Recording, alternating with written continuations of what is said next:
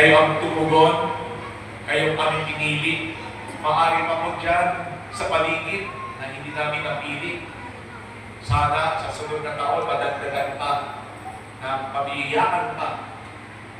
You see, marami din ang mga tumulong. Ganun pa man, mga kapatid, huwag tayo huminto. No? Palaging magpasalamat sa Diyos. Magsimba ng magsimba, linggo-linggo. Amen?